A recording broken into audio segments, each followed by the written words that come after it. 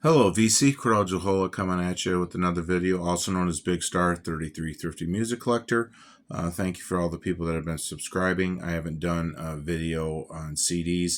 This was at purchases I made at a record show last weekend, the weekend of Mother's Day. I actually went there to sell some stuff, and I actually got rid of some stuff, which was good, less stuff to carry around. Sold some records and a lot of CDs to some people. I mean, CDs are the way to go, and people were excited to buy CDs, which I was like, yes, I was excited to get rid of them too at the same time. However, so I did pick up some CDs. One was, when you go to a record show, it's usually the same people that are dealers, so they got this bond, which I get. They all know each other. They know how to refer everybody to whoever else. Say, hey, he's got that stuff, and take away sales from other people. And so one of the dealers, he was there, and he pulled out some stuff, and he took it was $5 worth of stuff. He said, you want to do trade? And I was like, yeah, I don't really care. So I had found a bunch of dollar CDs. So it cost me $7, and I ended up going back over there buying some more. Bought one CD off this other guy who said I wasn't going to really buy anything off of because he doesn't buy anything off anybody else. He has just a ton of stuff, and everybody goes over there, and he's right there when you walk in. So when you go to a record show, this guy's right there, so he takes away from like everybody else, because everybody's like, because he has good prices. There was things like 5, 10, 15, 20, but the $5 stuff is beat to crap on some of it, so it's not even worth $5. Even though you think you're getting a deal, you really aren't getting a deal. I guess the $5 is a new $1 or $2 records. Honestly, that's what they should be priced, and I don't know why people don't put a stand to it and say no, because they aren't worth it.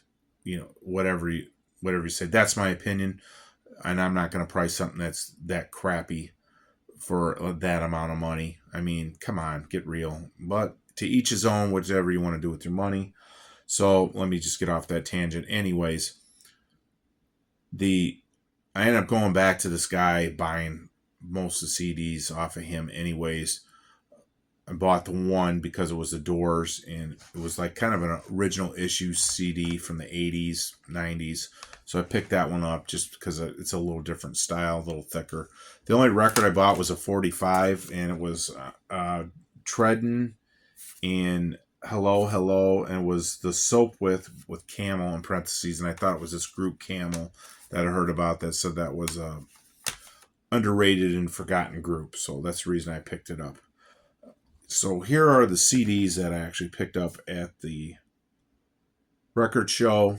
I spent under $20 because I was like, I already paid for 2 tables. So I was like, unless it's something I really wanted, it had to jump out at me. I spent $4 and $2 on one CD, and the rest were all $1 with the trade thing. So enough of me rambling on. The $2 one I bought, The Doors, their debut album, and it's on early or late 80s, 90s, so I picked that one up. So $1 found Jeff Beck's Flash.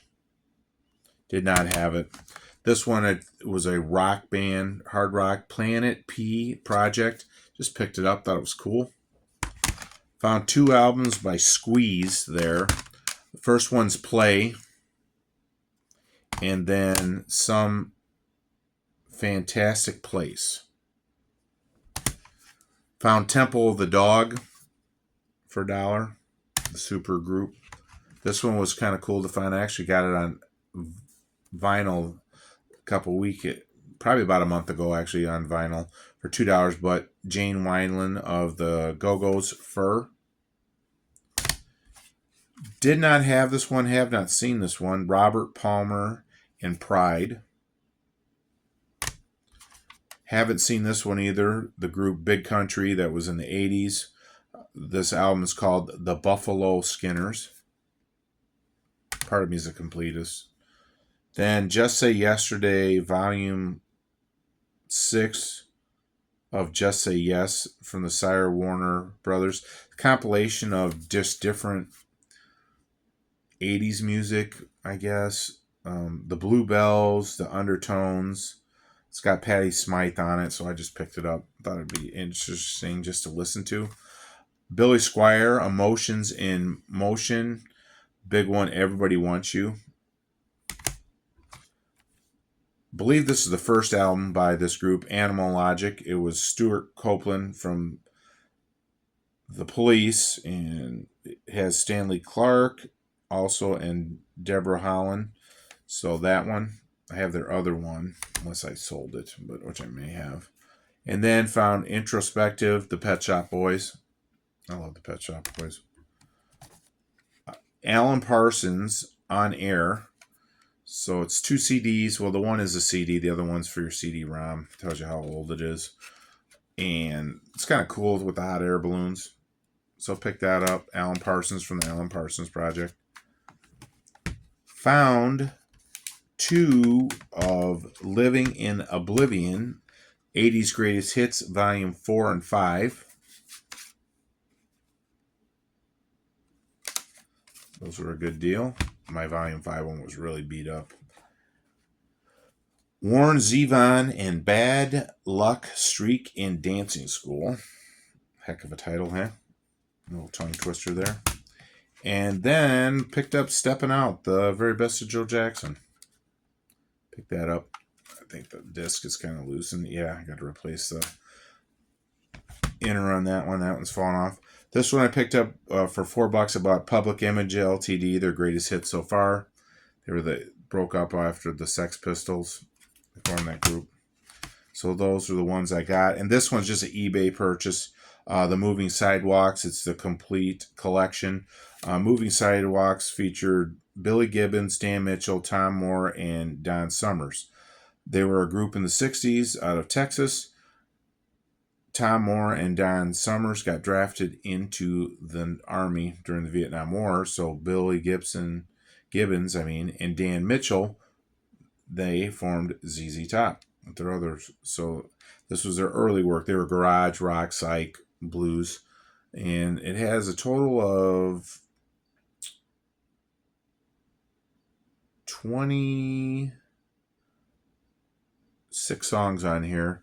The first one, it says their album Flash, from the Moving Sidewalks, Flash, and then the Coachman featuring Billy Gibbons, and it has 1, 2.